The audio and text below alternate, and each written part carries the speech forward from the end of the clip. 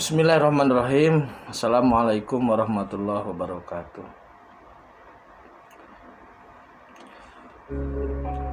Maha suci Allah, segala puji dan syukur kita panjatkan kehadirat Allah. Semoga kita selalu dalam bimbingan rahmat dan ridha Allah subhanahu wa ta'ala. Subhanallah walhamdulillah, astagfirullah wallah, Allahu akbar.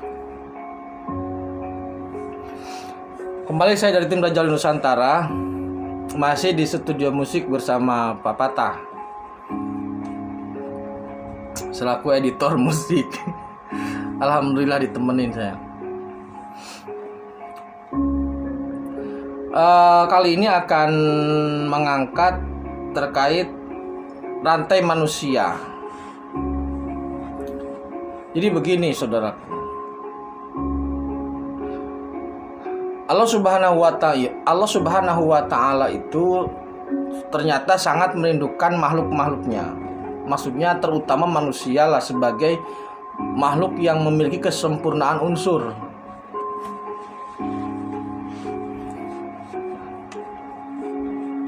Namun ternyata kerinduan Allah Subhanahu wa ta'ala terhadap makhluk-makhluknya itu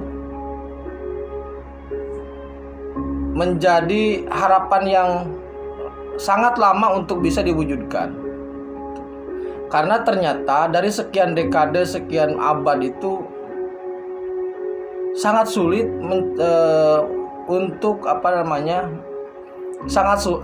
Allah itu mengharapkan hambanya untuk datang, tetapi ternyata yang datang tidak banyak gitu maksudnya. Hanya beberapa. Jadi kemudian permasalahannya apa yang menghambat, yang menjadikan seseorang sangat sulit untuk menjadi hamba Allah gitu.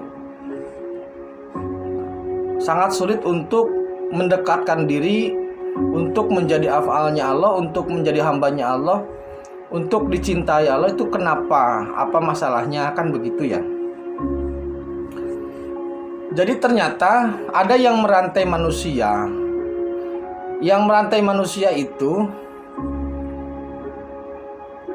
karena tiga faktor. Yang pertama, manusia itu takut mati, satu.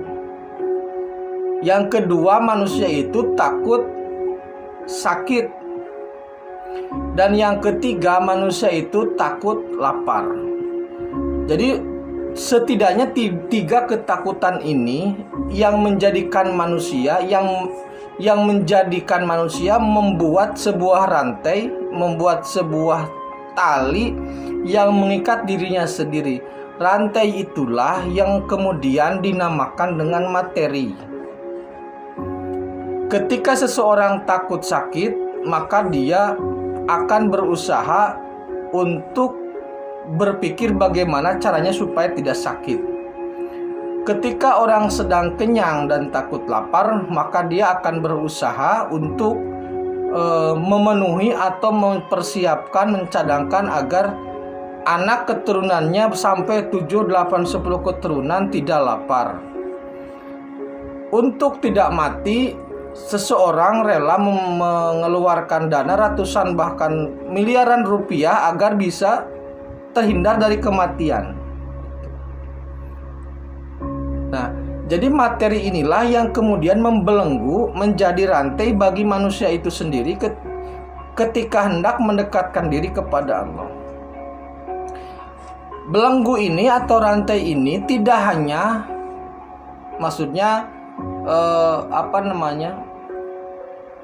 terjadi atau melekat tidak hanya kepada orang biasa yang tidak paham agama.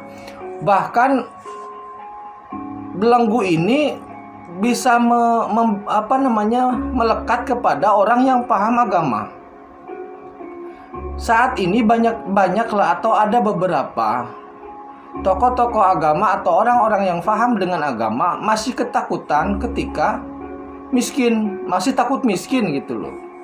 Takut lapar, takut miskin, takut lapar, takut sakit, takut mati, terakhir takut mati. Jadi ketakutan ini ternyata yang membuat seseorang menjadi belenggu bagi seseorang untuk mendekatkan diri kepada Allah. Nah, makanya ketika ketakutan ini terus membesar, maka pelariannya adalah materi. Banyak yang lari kepada materi. Pada saat awal-awal COVID kemarin, ada orang kaya itu di Cina yang sangat kaya. Dia minta disembuhkan dari COVID dengan membawa uang 1 koper, tapi tidak ada gunanya gitu. Jadi materi sekarang dijadikan alat untuk mencegah dari kelaparan, mencegah dari sakit, mencegah dari kematian. Itu yang digunakan. Nah, kemudian jika ini terus berlangsung, jika ini terus terjadi dalam diri kita, maka selamanya kita tidak akan bisa dekat dengan Allah gitu. Karena apa? Karena ketergantungan kita terhadap materi itu masih sangat besar.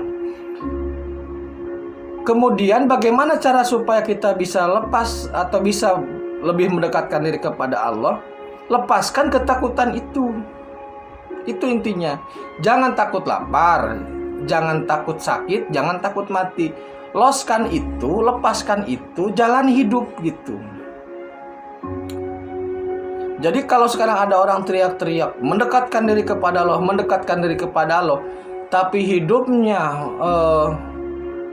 bergelimang harta, ketakutan miskin, ketakutan sakit, berarti belum bisa ke situ. Nah, jadi untuk bisa mendekatkan diri kepada Allah, itu harus melepaskan ketakutan itu. Ketika Rasulullah SAW berada di Gua Sur bersama Abu Bakar, waktu bersembunyi di Gua Sur, ketika hijrah ke Madinah itu, waktu itu Abu Bakar ketakutan. Maksudnya khawatir lah, bukan ketakutan, khawatir dengan keselamatan Rasulullah.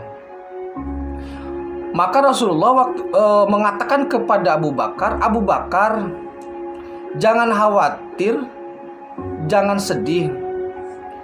Allah bersama kita. Jadi sebenarnya khawatir itu sesuatu yang mungkin terjadi di masa yang akan datang. Sedangkan sedih itu sesuatu yang sedang terjadi atau sudah terjadi di masa lalu.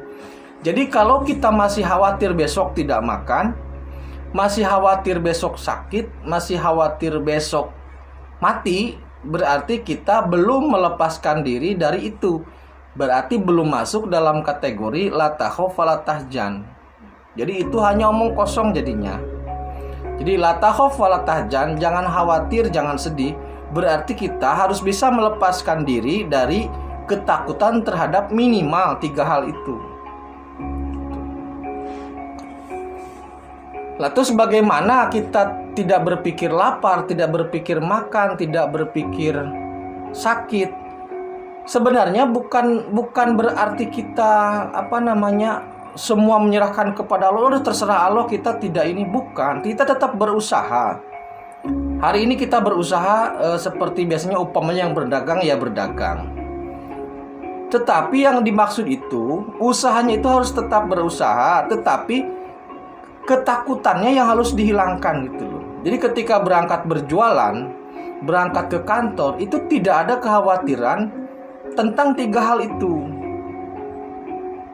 Kalau sekarang pedagang gerobak atau pedagang gerobak dorong lah, dia berangkat saja bismillah lillahi ta'ala, bismillah, bermaksud berniat mencari nafkah atau mencari nafkah lah begitu. Jangan takut nggak laku gitu maksudnya. Jangan takut gimana anak nanti, gimana beras nanti, sudah jalan saja. Karena Allah pasti memberikan rezeki, memberikan nafkah, memberikan rezeki lah ketika orang-orang itu berusaha.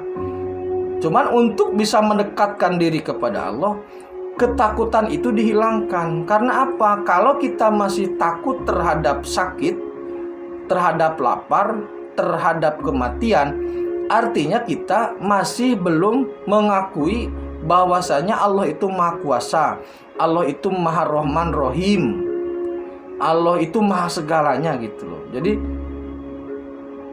Jadi artinya kita masih bersandar kepada hal yang lain gitu. Oleh karena itu, mari mulai saat ini kita kikis kekhawatiran itu, ketakutan itu, kesedihan itu yang terkait dengan 3 hal. Perlahan-lahan kita kikis. Semoga dengan berkurangnya rasa takut, bahkan hilangnya rasa takut terhadap 3 hal itu, menjadikan kita lebih dekat dan mendapatkan ridho Allah Subhanahu wa Ta'ala. Demikian terkait dengan 3 hal yang membelenggu atau yang merantai kehidupan manusia sehingga menjauhkan diri dari Allah. Tetap beriman dan beramal soleh. Terima kasih. Akhirul kalam. Assalamualaikum warahmatullahi wabarakatuh.